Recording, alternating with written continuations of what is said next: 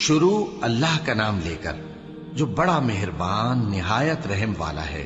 کاف ہا یا عین صاد، یہ تمہارے پروردگار کی مہربانی کا بیان ہے جو اس نے اپنے بندے زکریا پر کی تھی جب انہوں نے اپنے پروردگار کو دبی آواز سے پکارا اور کہا کہ اے میرے پروردگار، میری ہڈیاں بڑھاپے کے سبب کمزور ہو گئی ہیں اور سر سفید بالوں کی وجہ سے چمکنے لگا ہے، اور اے میرے پروردگار، میں تجھ سے مانگ کر کبھی محروم نہیں رہا، اور میں اپنے بعد اپنے بھائی بندوں سے ڈرتا ہوں، اور میری بیوی بانجھ ہے، پھر بھی مجھے اپنے پاس سے ایک وارث عطا فرما جو میری اور اولاد یعقوب کی میراث کا مالک ہو، اور اے میرے پروردگار، اس کو خوش اخلاق بنائیو۔ فرمایا اے زکریا، ہم تم کو ایک لڑکے کی بشارت دیتے ہیں جس کا نام یحییٰ ہوگا، اس سے پہلے ہم نے اس نام کا کوئی شخص پیدا نہیں کیا۔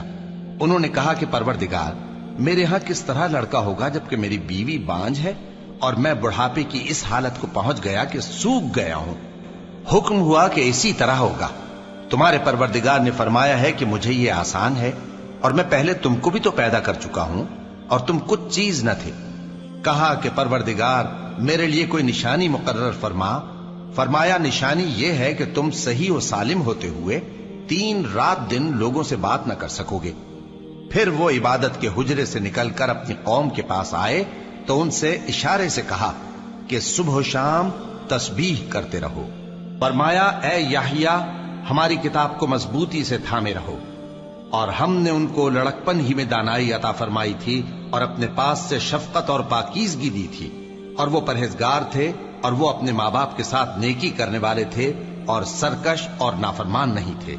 اور جس دن وہ پیدا ہوئے اور جس دن وفات پائیں گے اور جس دن زندہ کر کے اٹھائے جائیں گے ان پر سلام ہے۔ اور کتاب یعنی قرآن میں مریم کا بھی تذکرہ کرو، جب وہ اپنے لوگوں سے الگ ہو کر مکان کے مشرقی حصے میں چلی گئیں، پھر انہوں نے ان کی طرف سے پردہ کر لیا تو ہم نے ان کی طرف اپنا فرشتہ بھیجا، سو وہ ان کے سامنے ایک خوبصورت مرد کی صورت میں آیا۔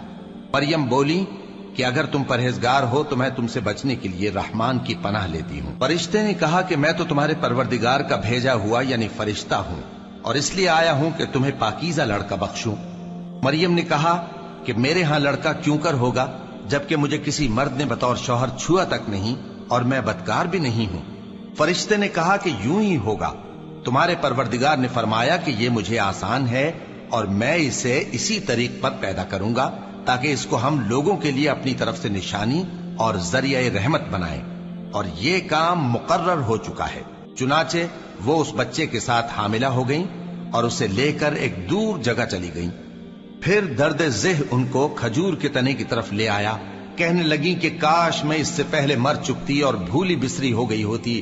تب ان کے ٹیلے کے نیچے کی جانب سے فرشتے نے ان کو آواز دی کہ غمناک نہ ہو، تمہارے پروردگار نے تمہارے نیچے ایک چشمہ پیدا کر دیا ہے، اور کھجور کے تنے کو پکڑ کر اپنی طرف ہلاؤ، وہ تم پر تازہ عمدہ کھجوریں گرائے گا، تو کھاؤ اور پیو اور آنکھیں ٹھنڈی کرو۔